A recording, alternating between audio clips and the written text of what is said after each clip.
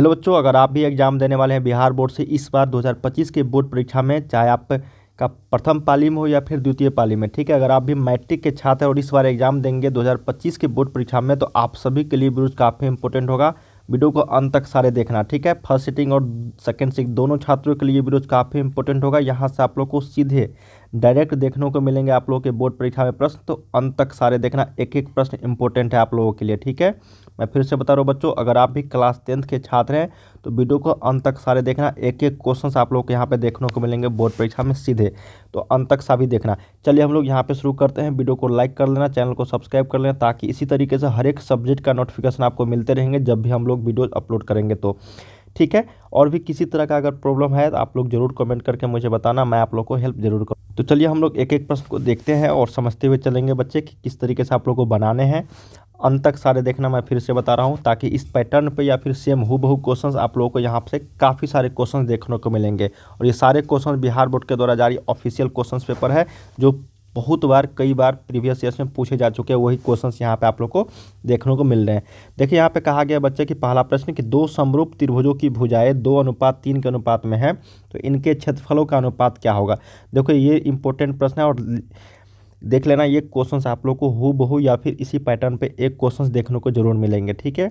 अगर समरूप त्रिभुज की भुजाएं 2:3 के अनुपात में है बच्चे, अगर भुजा का अनुपात दिया जाएगा ना, देख लेना, भुजा का अनुपात अगर दिया जाएगा आप लोग को तो, और क्षेत्रफल का अनुपात पूछा जाएगा, तो याद रख लेना बच्चा कि क्षेत्रफल के अनुपात का आप लोग को क्या करना है। क्षेत्रफल का अनुपात अगर पूछा जाएगा ना, तो क्षेत्रफल का अनुपात जो होता है वो भुजा के स्क्वायर के बराबर होता है। क्या होता है? भुजा के स्क्वायर के बराबर। तो हम लोग को क्षेत्रफल का अनुपात पूछा गया है ना, तो क्षेत्रफल का अनुपात लिखेंगे, ध्यान से देखना है। क्षेत्रफल का अनुपात लिखेंगे 2/3 जो है इसका स्क्वायर कर देंगे बस, तो ये हो जाएगा 2 का स्क्वायर 4 और 3 का स्क्वायर 9, तो 4 अनुपात जो है ये 9 आपका क्या हो जाएगा, इसका क्षेत्रफल का अनुपात हो जाएगा। तो यहाँ पे एक का क्या हो जाएगा बच्चे, एक का एक करेक्ट हो जाएगी। ये इंपॉर्टेंट क्वेश्चन था। और क्षेत्रफल का अनुपात आप लोगों को जब दिया जाएगा और भुजा का अनुपात पूछा जाएगा, तो क्षेत्रफल के अनुपात में क्या करना है, रूट अंडर लगा देना है, ठीक है। आगे आएगा क्वेश्चन, मैं आपको बताऊँगा। चलिए दूसरा प्रश्न देखते हैं यहाँ पे कि बिंदु 3,1 है, ये बच्चे 3, क्या है, 1 है, एवं बी 6,4 के बीच की दूरी क्या है। देखो दूरी सूत्र से हम लोग ए और बी के बीच की दूरी निकालेंगे, दूरी फार्मूला से, डिस्टेंस फार्मूला से, ठीक है। इसका फार्मूला आप लोग को पता होगा बच्चे कि होता है x2 - x1, ठीक है। x2 - x1 इसका होल स्क्वायर होता है, और प्लस आपको y2 - y1 का होल स्क्वायर होता है, ठीक है। और ये रूट अंडर में होती है। तो यहाँ से देख लेना, x2 के जगह पे 6 है, तो 6 में से 3 गया, इसका स्क्वायर करेंगे, और y2 4 है आपका, -1 का स्क्वायर करेंगे, ठीक है। जब इसको हल करेंगे तो 6 - 3 3 का स्क्वायर हो जाएगा, और ये 3 का स्क्वायर हो जाएगा, ठीक है। तो ये हो जाएगा आपका 9 + 9, ये हो जाएगा रूट अंडर 18। रूट अंडर 18 को लिखते हैं हम लोग 3√2, क्या लिखते हैं बच्चे, 3√2। अब कैसे आया अभी मैं आप लोगों को बताता हूँ, बहुत सारे छात्रों को यही समझ में नहीं आता है कि कैसे आया। देखिए जब 18 का हम लोग गुणनखंड करेंगे तो ये 2 में 18 लगेगा, 3 और 3, मतलब जिसका जोड़ा लग रहा है बच्चे, देखो 3 और 3 का जोड़ा लग रहा है ना, देखो उसको लिख सकते हैं 2⁻³ का स्क्वायर। जब जिसका जोड़ा लग रहा है उसको हम लोग बाहर करेंगे, जिसका जोड़ा नहीं लग रहा है उसको रूट अंडर में डालेंगे, ठीक है। तो यहाँ पे 3√2 आ जाएगा। चलिए अगला प्रश्न देखते हैं। 3 नंबर कहा गया है कि 4, 5, 2, 0, 3, 2, 3 का बहुलक क्या है। देखिए बहुलक का मतलब होता है, बहुलक बराबर होता है जिसकी सबसे ज़्यादा संख्या हो, ठीक है, जिसकी सबसे ज़्यादा बारंबारता हो, जिसकी ज़्यादा बारंबारता हो, ठीक है।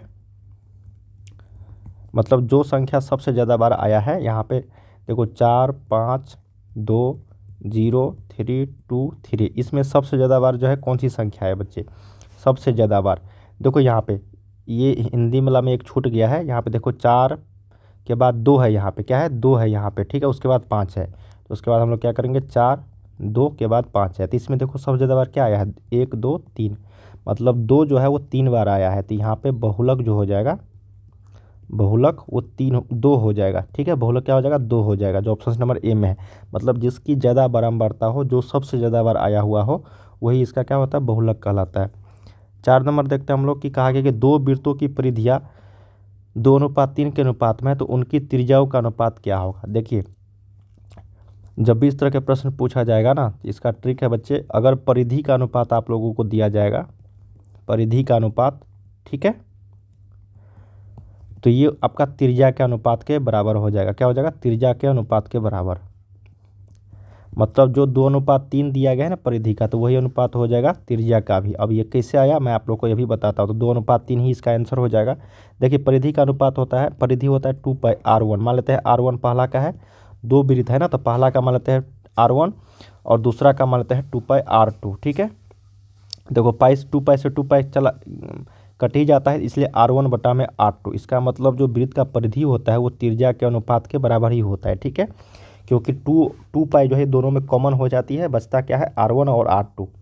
तो इसलिए हम लोग कह सकते हैं बच्चे कि परिधि का अनुपात जो है वो त्रिज्या के अनुपात के इक्वल होता है। चलिए अगला देखते हैं 5 नंबर। कहा गया है कि बहुलक प्राप्त करने के लिए वर्ग अंतराल कैसा होना चाहिए। देखिए बहुलक प्राप्त करने के लिए वर्ग अंतराल जो है वो किसी भी तरह का होना चाहिए। ठीक है, बहुलक प्राप्त करने के लिए वर्ग अंतराल असमान होना चाहिए। क्या होना चाहिए बच्चे? असमान होना चाहिए। ठीक है, तो यहाँ पे 5 का क्या हो जाएगा? बी हो जाएगा। ठीक है, नहीं बच्चे यहाँ पे देखो वर्ग अंतराल बोला गया है। ठीक है ना, वर्ग अंतराल, तो ये समान होना चाहिए। यहाँ पे इक्वल लगा लो, 5 का ए। असमान नहीं होगा, ध्यान रखना बच्चे। क्या होगा? बहुलक प्राप्त करने के लिए वर्ग अंतराल कैसा होना चाहिए? इक्वल होना चाहिए। वर्ग अंतराल की बात हो रही है क्लास इंटरवल की, इसलिए हम लोग यहाँ पे इक्वल लगाएंगे। क्या लगाएंगे? इक्वल। चलिए अगला देखते हैं कि साइन स्क्वायर 45 डिग्री का मान क्या होगा। ये तो डायरेक्ट आपको याद रखना पड़ेगा मान कि साइन 45 का मान होता है आपका 1/√2। तो इसी का स्क्वायर किया गया है साइन स्क्वायर 45। तो हम लोग क्या करेंगे, इसमें भी स्क्वायर कर देंगे 1/√2 का स्क्वायर। तो ये हो जाएगा 1/√2 गुने √2।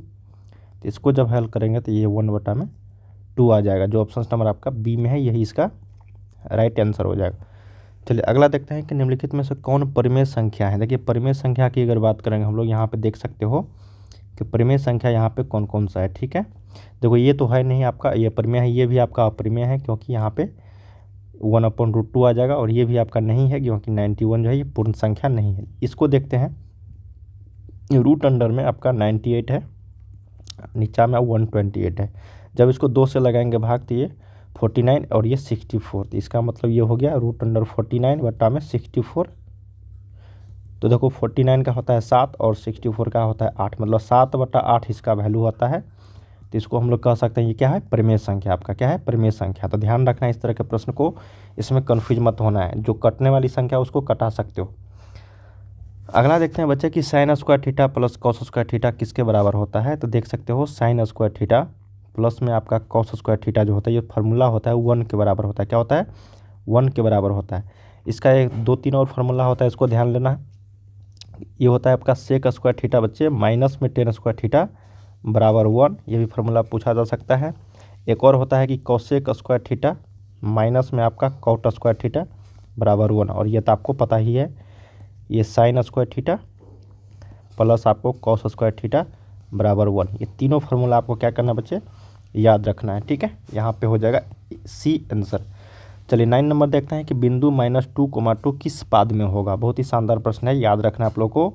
ये x हो जाता है, ये y हो जाता है। पहला में आपको प्लस प्लस होता है, इसको हम लोग फर्स्ट क्वाड्रेंट बोलते हैं, इसको सेकेंड बोलते हैं, इसको थर्ड बोलते हैं, इसको फोर्थ बोलते हैं।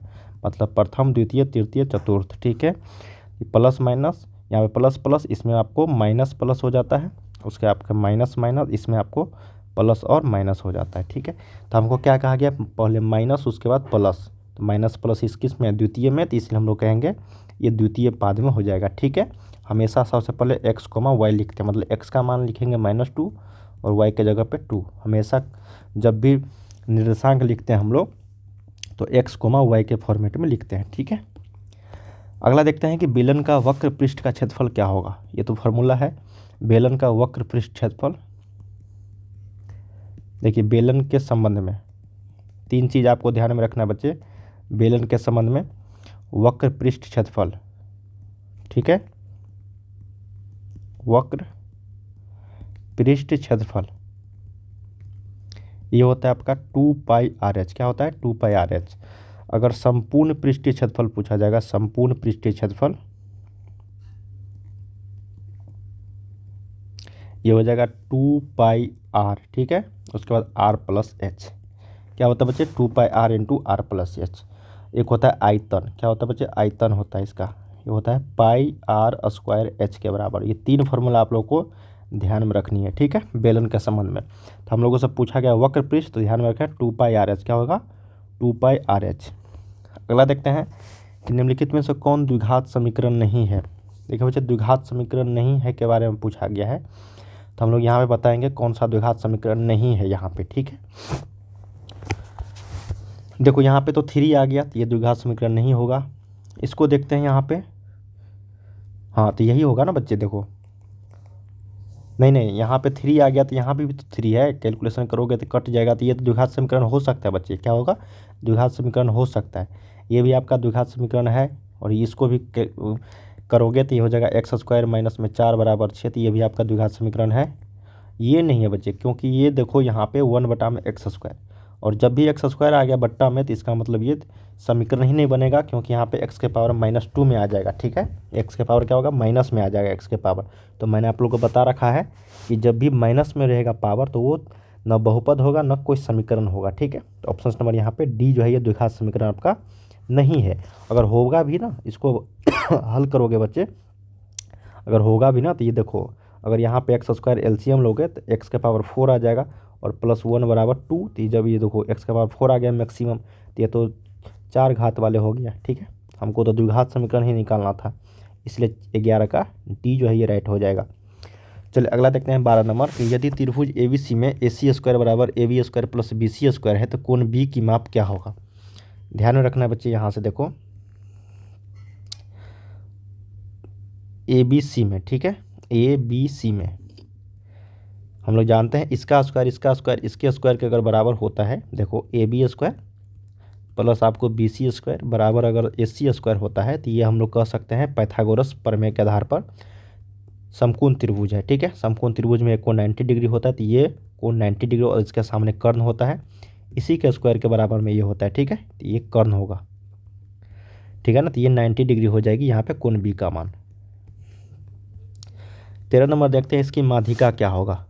माध्यिका का मतलब होता है बीच की संख्या। ठीक है, पहले हम लोग इसको आरोही क्रम या फिर अवरोही क्रम में सजा लेते हैं, बढ़ते या फिर घटते क्रम में। चलिए बढ़ते क्रम में सजाते हैं, पहले 3 आएगा, उसके बाद 5 आएगा, उसके बाद 7 आएगा, उसके बाद पहले तो 3 5 6 आएगा, 7 8 9 10 12, 1 2 3 4 5 6 7 8, 1 2 3 4 5 6 7 8, टोटल 8 संख्या है। तो देखो बीच की संख्या लेना है। ठीक है, 1 2 3 4, 1 2 3 4, मतलब 2 संख्या जो है यहाँ पे बीच में आ रहा है। ठीक है, 7 और 8, तो 7 और 8 को क्या करेंगे, दोनों को जोड़ के 2 से भाग दे देंगे, तो हो जाएगा 15/2, तो हो जाएगा 7.5। यही इसका माध्यिका हो जाएगा। क्या हो जाएगा बच्चे? ये माध्यिका हो जाएगा। तो 13 का आपको डी यहाँ पे सही उत्तर हो जाएगी।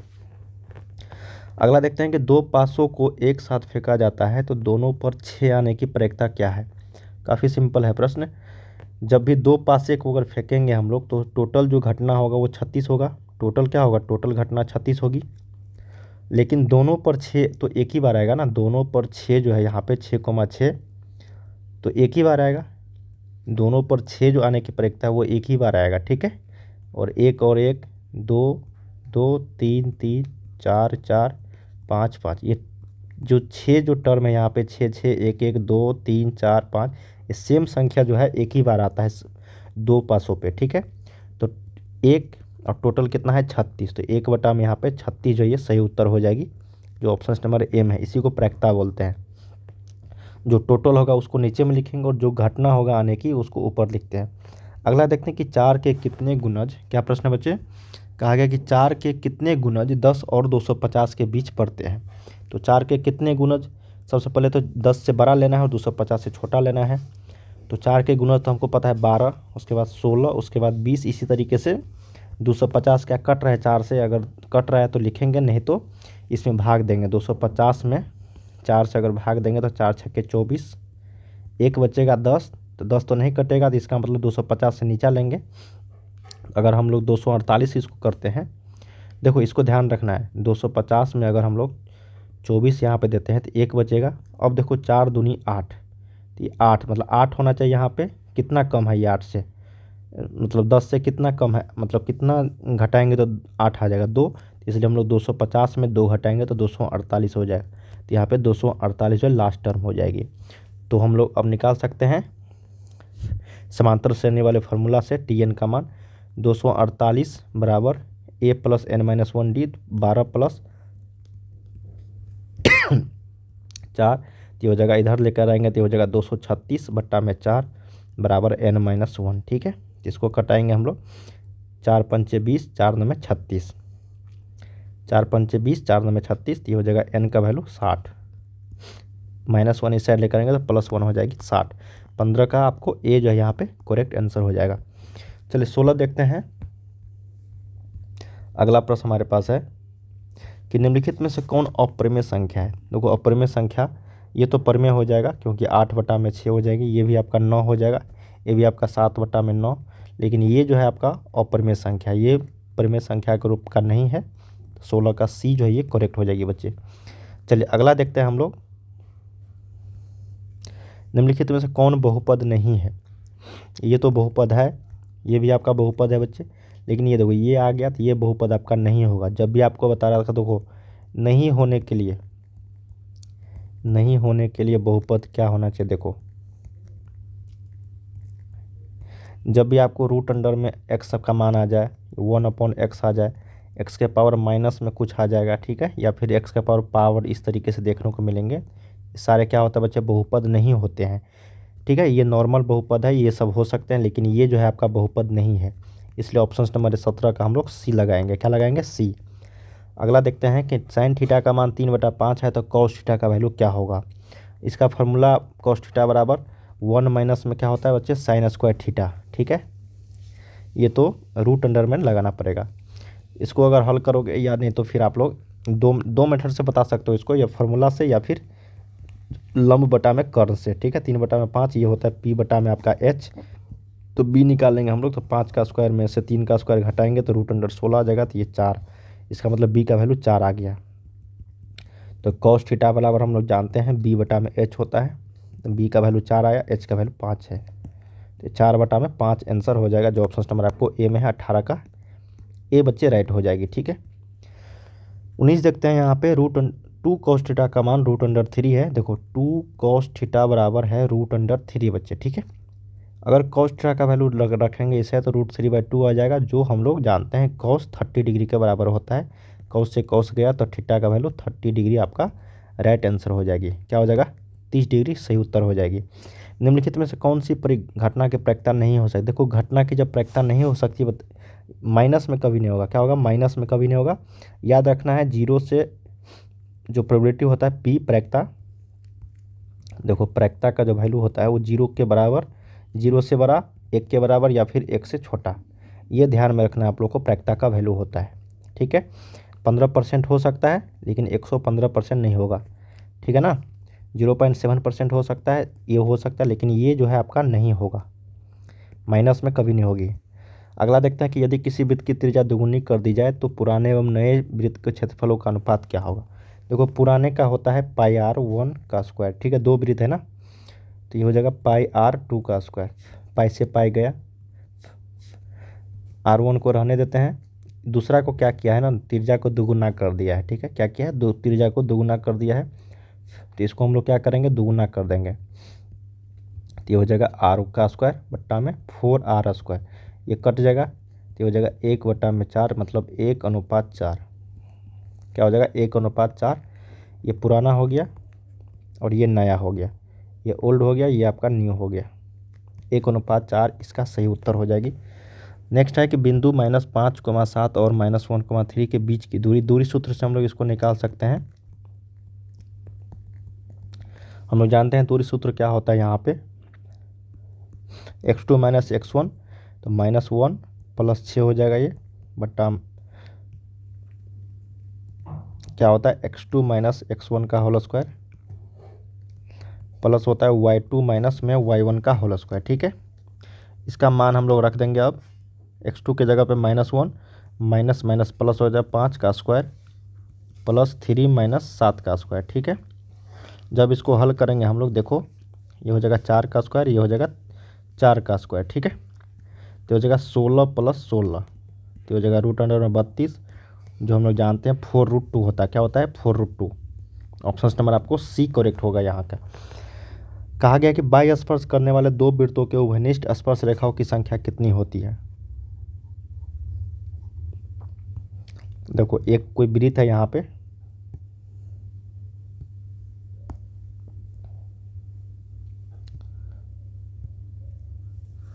क्या पूछा गया है कि बाह्य स्पर्श करने वाले दो वृत्त है बच्चे, दो वृत्त है इस तरीके से, ठीक है। एक तो ये स्पर्श रेखाएं हो सकती है, एक तो ये आपका ये देखो ये स्पर्श रेखाएं हो सकती है, एक तो ये स्पर्श रेखाएं हो सकती है, मतलब ये दोनों को स्पर्श करते हुए जाना चाहिए, ठीक है। और एक ये होता है, मतलब जब भी दो वृत्त जो है उभय बाहर से स्पर्श करते हुए जा रहा है तो इसका मतलब उसमें स्पर्श संख्या कितनी होगी, स्पर्श रेखाओं की संख्या 3 होगा। कितना होगा? 3 होगा, ठीक है। तो 23 का आपका सी जो है ये करेक्ट हो जाएगी। नेक्स्ट हमारे पास कि द्विघात बहुपद के शून्यंकों की संख्या कितनी होती है। तो द्विघात बहुपद में 2 होता है, ये आपका त्रिघात हो गया और ये आपका एक घात हो गया, ठीक है, रैखिक जिसको हम लोग बोलते हैं। और ये तो आप लोग जानते होंगे चार घात वाले हो गया, जितना घात रहेगा उतना संख्या होगी शून्यकों की, ठीक है। द्विघात था तो 2 होगा।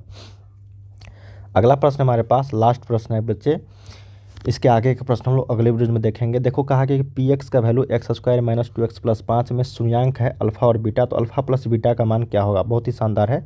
x² माइनस 2x प्लस 5 हम लोग जानते हैं इसका अल्फा और बीटा क्या है, इसका मूल है, मतलब शून्यंक है, ठीक है। क्या है? मूल है या फिर शून्यंक है, ठीक है। तो देखो अल्फा प्लस बीटा जो होता है वो माइनस में b/a के बराबर होता है। तो यहाँ पे देखो ax² plus bx plus c से तुलना करेंगे तो a के जगह पे नहीं कुछ है तो 1 है, b के जगह पे क्या है आपका -2 है और c के जगह पे 5 है। तो अल्फा प्लस बीटा होता है क्या है -b/a होता है। माइनस पहले से है, ठीक है, माइनस क्या है पहले से है, फार्मूला का माइनस पहले से है, लेकिन b के जगह पे -2 है तो -2/a के जगह पे 1 है, तो ये हो जाएगा माइनस माइनस प्लस 2। तो अल्फा प्लस बीटा का वैल्यू क्या होगा 2 हो गया। इस तरीके के प्रश्न पूछा जाते हैं। और अल्फा इंटू बीटा क्या होता है c/a होता है, ठीक है, ध्यान में रखना है। तो यहाँ पे हम लोगों ने 1 से 25 तक प्रश्न किए हैं। इसी तरीके के आप लोगों को काफ़ी सारे क्वेश्चन मैं बताऊँगा जो आप लोगों के प्रथम पाली या फिर द्वितीय पाली दोनों छात्रों के लिए काफ़ी सारे क्वेश्चंस मैं आप लोग के यहाँ पे लेकर आने वाला हूँ मैथमेटिक्स का, हर सब्जेक्ट का। तो चैनल को सब्सक्राइब कर लेना ताकि मिलते हैं हम लोग अगले वीडियो में। आप लोग को देखने को मिलेंगे काफ़ी सारे प्रश्न यहाँ पे, उसको प्रैक्टिस सेट जो है करते रहना। वेबसाइट का भी लिंक आपको वीडियो के डिस्क्रिप्शन में मिल जाएगा, ठीक है। और किसी भी तरह के डाउट है तो आप ज़रूर कमेंट्स करके बताना मुझे, मैं आप लोग को हेल्प जो है ज़रूर करूँगा। चलिए हम लोग मिलते हैं अगले वीडियो में, तब तक के लिए आप लोग पढ़ाई करते रहिए। बाय बाय सभी।